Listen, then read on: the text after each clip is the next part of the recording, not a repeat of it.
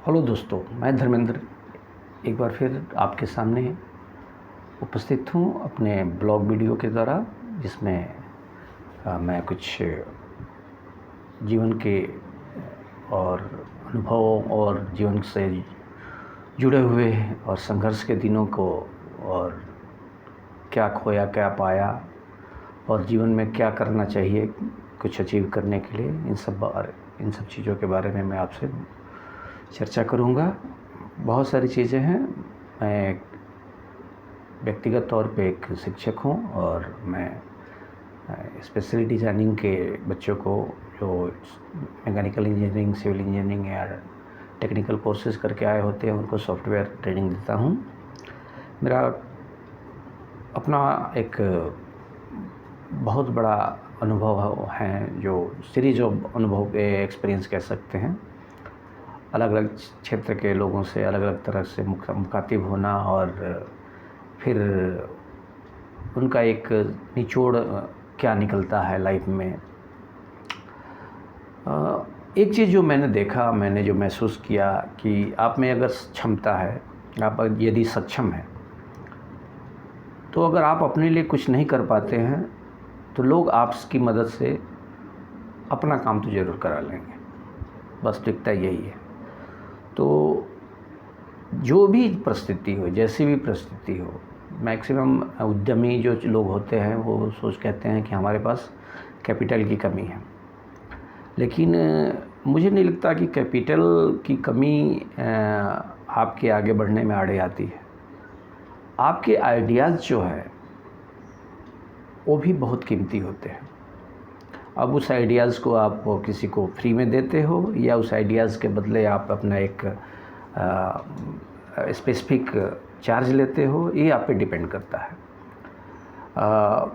व्यक्तिगत तौर पे आप लोगों ने भी देखा होगा कि जितने भी नेता टाइप के लोग हैं या मंत्री हैं या ये हैं, वो खुद तो अशिक्षित हैं, लेकिन उनके सहयोग के लिए जो उनके पीए हैं, पीआर हैं, वो बहुत क्वालिफाइड लोग होते हैं। तो इसका रीज़न क्या है? ये जो सामाजिक ढांचा है, ये सामाजिक ढांचा ये कहता है कि शिक्षा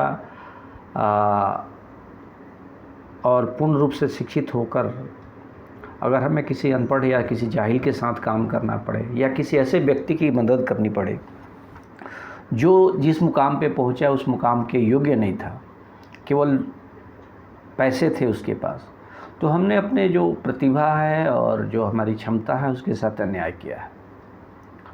तो ऐसे बहुत सारे इंस्टेंस होते हैं। हम लोग भावुकता में या व्यक्तिगत अच्छाई की वजह से बहुत सी चीज़ें होती है क्या कि हम लोग उस समय ध्यान नहीं देते हैं और ज्ञान जो है गलत हाथों में चला जाता है।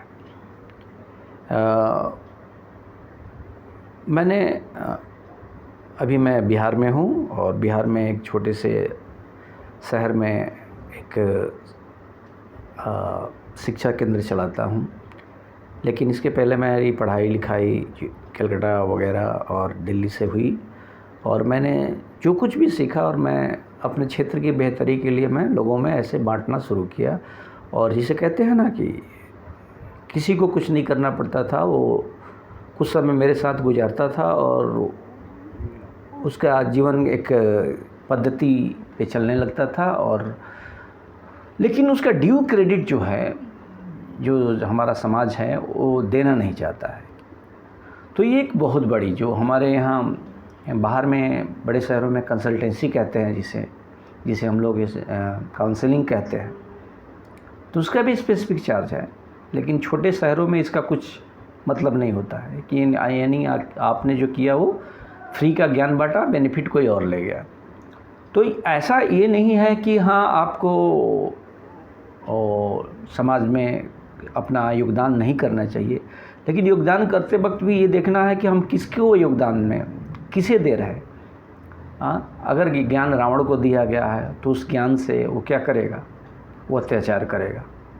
और ज्ञान राम को दिया गया है तो राम उससे एक मर्यादा की प्रकाष्ठा रखेंगे। तो पैसा कोई दे रहा है इसलिए उसको शिक्षित करना है, और कोई अपना है या अपना होने का ढोंग कर रहा है, इसलिए उसको अपना ज्ञान देना है। तो एज ए टीचर या शिक्षक के तौर पे आपको ये भी ध्यान रखना होता है कि हम अपने अनुभवों को, हम अपने जो विवेक और बुद्धि से अर्जित किए हुए धन को हम किसको दे रहे हैं। क्या वो सदुपयोग करेगा, दुरुपयोग करेगा, या समाज में कुछ अच्छे काम करेगा। तो इन सब का ध्यान रखना ज़रूरी है। ज्ञानी तो हर कोई है, लेकिन ज्ञान का पैसा से और क्या कहते हैं धन से कोई लेना देना नहीं है। आप ज्ञानी हो सकते हैं, इसके बावजूद भी आपके पास हैंड टू माउथ वाली बात हो सकती है, यानी कि आप जीवन यापन करने में भी अक्षम होंगे। तो बहुत ज़रूरी होता है कि आप अपनी कीमत समझें और अपने जो भी हुनर हैं, अपनी तकनीकी दक्षता है या जो भी विद्वता है, उसकी एक उचित मूल्य रखें। और अगर आप सक्षम होंगे तभी, नहीं तो क्या होता है कि जैसे प्रोडक्शन कंपनियां करती है ना कि मैन्युफैक्चरिंग कहीं और से है और अपना लेबल चिपका करके और मार्केट में डाल देती हैं। हम जैसे लोगों के साथ भी वही होता है। हमसे लोग ज्ञान लेते हैं और लेबल उस पर अपना लगा देते हैं, ठप्पा लगाते हैं। ज्ञान का मतलब क्या, वो चीज़ें उसके बदले में आपने एहसान किया है, लेकिन एहसान को लोग काउंट करेंगे, ये बहुत बड़ी बात है। तो इस बात का ध्यान रखना आवश्यक है। इस वीडियो में मैं यहीं तक बस इंगित करके, अगले वीडियो में मैं बहुत से जीवन के संस्मरण हैं जिसका हो सकता है आपसे भी लेना देना हो और आपके जीवन में भी उस तरह की घटनाएं घटी होगी, उस पर हम लोग चर्चा करेंगे। और हमारे ब्लॉग को ध्यान से सुनिएगा, बहुत मज़ेदार आने वाले दिनों में बातें होने वाली हैं।